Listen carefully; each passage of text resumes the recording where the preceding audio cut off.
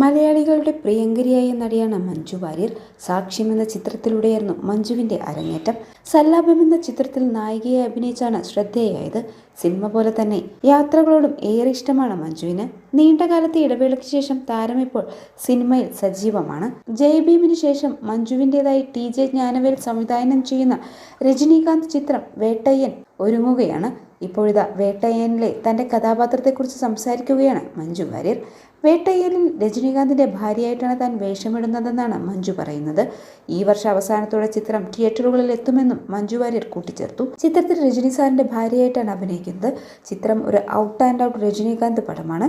ജയഭീം എന്ന നല്ലൊരു സിനിമ സംവിധാനം ചെയ്ത ജ്ഞാനവേൽ സാറാണ് ഈ സിനിമയുടെയും സംവിധായകൻ. രജനീകാന്ത് എന്ന വലിയ സ്റ്റാറിനൊപ്പം അഭിനയിക്കുന്നത് പോലെ തന്നെ, അല്ലെങ്കിൽ അതിനേക്കാൾ എക്സൈറ്റ്മെന്റ് ജ്ഞാനവേൽ സാറിനൊപ്പം വർക്ക് ചെയ്യുമ്പോൾ ഉണ്ടായിരുന്നു. കാരണം രസമുള്ള ഒരു സിനിമയായിരിക്കുമല്ലോ. രജനീകാന്ത് എന്ന സ്റ്റാൻഡപ്പ് പ്രേക്ഷകർ പ്രതീക്ഷിക്കുന്നതോടൊപ്പം തന്നെ ജയഭീം എന്ന സിനിമയിൽ നമ്മൾ കണ്ട ഒരു ക്വാളിറ്റി കൂടി ഉണ്ടാകും. ഇത് രണ്ടിന്റെയും ഗുണം സിനിമയ്ക്കുണ്ടാകുമെന്നാണ് കരുതുന്നത്. സിനിമയുടെ റിലീസ് ഡേറ്റ് അറിയില്ല. ഒക്ടോബർ നവംബർ മാസത്തിൽ റിലീസ് ഉണ്ടാകുമെന്ന് പറഞ്ഞിരുന്നു. ഷൂട്ടിംഗ് പൂർണ്ണമായും കഴിഞ്ഞു, ഡബ്ബിംഗ് കഴിഞ്ഞിട്ടില്ല. പോസ്റ്റ് പ്രൊഡക്ഷൻ വർക്കുകൾ നടക്കുകയാണ്, മഞ്ജു പറഞ്ഞു.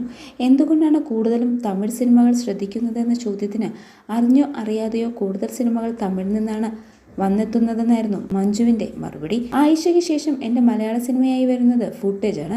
ഫുട്ടേജിനെയും മലയാള സിനിമ എന്ന് പറയാൻ പറ്റില്ല. ഏത് ഭാഷയും പ്ലസ് ചെയ്യാൻ പറ്റും സിനിമയാണ്. കഴിഞ്ഞ ഒരു വർഷമായി ഞാൻ തമിഴ് സിനിമയുടെ ഷൂട്ടിലായിരുന്നു. വിജയ് സേതുപതി നായകനാവുന്ന വിടുതലൈ 2 വെട്രിമാരൻ സാറിൻ്റെ കൂടെ ചെയ്തു.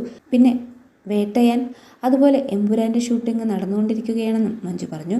TJ ജ്ഞാനവേൽ രചനയും സംവിധാനവും നിർവഹിക്കുന്ന ചിത്രമാണ് വേട്ടയാൻ. അമിതാഭ് ബച്ചൻ, ഫഹദ് ഫാസിൽ, റാണ ദഗുപതി, മഞ്ജു വാര്യർ, ഋത്തിക് സിംഗ് തുടങ്ങിയവരും ചിത്രത്തിലുണ്ട്.